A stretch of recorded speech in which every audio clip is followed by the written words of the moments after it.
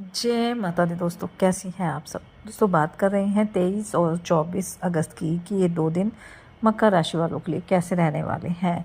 इन 2 दिनों में मकर राशि वालों को क्या खुशखबरी सुनने को मिल सकती है, किन बातों में इन्हें सावधानी रखनी चाहिए। तो इन 2 दिनों का राशिफल जानने से पहले हम इन 2 दिनों का पंचांग जान लेते हैं। 23 अगस्त 2024 दिन शुक्रवार रहेगा। भाद्रपद माह कृष्ण पक्ष की चतुर्थी तिथि जो सुबह 10:41 तक रहेगी। उसके बाद पंचमी तिथि प्रारंभ हो जाएगी। शूल योग रहेगा जो 9:30 तक रहेगा। उसके बाद गण योग प्रारंभ हो जाएगा। रेवती नक्षत्र रहेगा जो रात्रि 7:54 तक रहेगा। उसके बाद अश्वनी नक्षत्र प्रारंभ हो जाएगा। चंद्रमा रात्रि 7:54 तक मीन राशि में, फिर मेष राशि में आ जाएंगे। अभिजित मुहूर्त का समय रहेगा 11:57 से 12:49 तक। राहुकाल का समय रहेगा सुबह 10:15 से 11:57 तक। अब बात करते हैं 24 अगस्त की। 24 अगस्त 2024 दिन शनिवार रहेगा। भाद्रपद माह कृष्ण पक्ष की पंचमी तिथि जो सुबह 7:54 तक रहेगी। उसके बाद षष्ठी तिथि प्रारंभ हो जाएगी। गण योग रहेगा जो सुबह 6:07 तक रहेगा। उसके बाद वृद्धि योग प्रारंभ हो जाएगा। अश्वनी नक्षत्र रहेगा जो शाम 6:06 तक रहेगा। उसके बाद भरणी नक्षत्र प्रारंभ हो जाएगा। चंद्रमा मेष राशि में। अभिजित मुहूर्त का समय रहेगा 11:57 से 12:48 तक। राहु काल का समय रहेगा सुबह 9:09 से 10:46 तक। दोस्तों जैसा कि आप सब जानते ही हैं कि भाद्रपद माह प्रारंभ हो चुका है 20 अगस्त से, जो 17 सितंबर तक रहने वाला है और इसके बाद से ही पितृपक्ष भी आरंभ हो जाएंगे।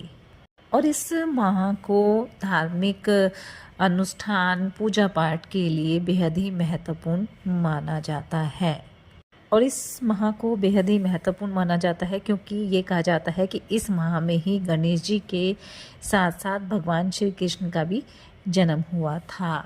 और ये भी कहा जाता है कि इस माह में स्नान दान के साथ साथ अगर हम कुछ नियमों का पालन करते हैं, पूजा पाठ करते हैं, तो हमारे सभी समस्याओं का नाश होता है, पापों का नाश होता है और पुण्य की प्राप्ति होती है। यानी हम ये कह सकते हैं कि ये जो माह है वो भगवान श्री कृष्ण और गणेश भगवान को समर्पित होता है। इस माह में ही गणेश जो उत्सव होता है वो शुरू होता है। साथ ही इसी माह में कृष्ण जन्माष्टमी भी आती है। साथ ही साथ इस माह में भगवान श्री कृष्ण को हर रोज़ तुलसी दल और माखन का भोग लगाने से हमें शुभ फल की प्राप्ति होती है। यानी भादों का माह बेहद महत्वपूर्ण माना जाता है और मनोकामना पूर्ति के लिए भी इस माह में काफ़ी बड़ी पूजा पाठ भी किए जाते हैं। तो ये थी भाद्रपद माह की छोटी सी जानकारी। तो चलिए बात कर लेते हैं अब ये 2 दिन मकर राशि वालों के लिए कैसे रहेंगे। ये 2 दिन मकर राशि वालों के लिए मिले जुले रहने वाले हैं। इन 2 दिनों में जहां लाभ के योग बनेंगे तो वहीं इन 2 दिनों में थोड़ी सावधानी भी बरतनी होगी, अपने मन को शांत रखना होगा। हालांकि ये 2 दिन आपकी सुख सुविधाओं में वृद्धि लेकर आएंगे। आप अपने घर परिवार की सुख सुविधाओं के लिए कोई खरीदारी भी कर सकते हैं, लेकिन किसी भी तरह की खरीदारी करें आपको अपने बजट का ध्यान भी रखना चाहिए। कार्यक्षेत्र के लिहाज से 2 दिन अच्छे रहेंगे। आपको आपकी मेहनत का काफ़ी अच्छा रिजल्ट भी मिलेगा, लेकिन कहीं ना कहीं कामकाज की अधिकता रहेगी जिसकी वजह से आप थोड़ा थकान का अनुभव कर सकते हैं। इसलिए काम के साथ साथ आपको खुद का ध्यान भी रखना है और योग ध्यान मेडिटेशन भी करना है ताकि आप एक्टिव रहें, फिट रहें और अपने कार्य को तय समय पर पूरा कर पाए। वैसे तो आर्थिक दृष्टिकोण से भी ये 2 दिन आपके लिए अच्छे रहने वाले हैं, लेकिन कोई भी बड़ा निवेश करना है तो उसमें आपको अपने बड़ों की सलाह जरूर लेनी है। जल्दबाजी में आकर आप किसी तरह का निर्णय ना लें तो आपके लिए बेहतर रहेगा।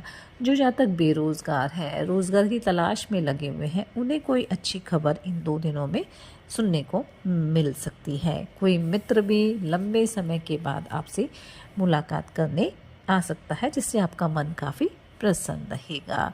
कारोबार को लेकर, पारिवारिक जिम्मेदारियों को लेकर आपको यात्रा पर भी जाना पड़ सकता है। यात्रा सुखद रहेगी लेकिन थोड़ी थकान भरी रहेगी, इसलिए खुद का ध्यान भी आपको रखना है। दाम्पत्य जीवन सुखद रहेगा। प्रेम संबंधों के लिए समय थोड़ा सामान्य रहेगा, इसलिए थोड़ा सा अपने साथी की भावनाओं की कद्र करनी होगी। ससुराल पक्ष के लोगों का सहयोग आपको मिलता रहेगा। माता पिता से भी सहयोग मिलेगा, लेकिन इन 2 दिनों में माता का स्वास्थ्य थोड़ा कमज़ोर रह सकता है, इसलिए आप उनका हर तरह से ध्यान रखें और जितना हो सके उनकी सेवा करें, उन पर अच्छी तरह से आप उनका ध्यान रखें।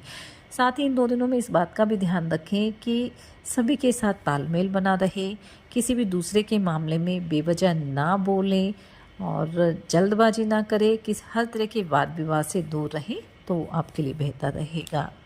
इन 2 दिनों में आप कोई नया घर या कोई नई दुकान खरीदने की योजना भी बना सकते हैं।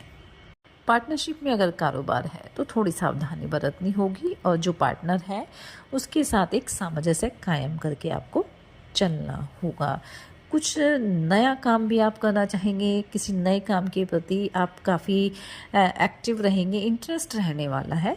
लेकिन कोई भी काम करना है आपको अपने बड़ों की सलाह लेनी है, हालांकि भाई बहनों का भी पूरा सहयोग मिलेगा। थोड़ा सामंजस्य आपको ही कायम करके चलना है, बाकी सभी लोग आपका सहयोग करेंगे।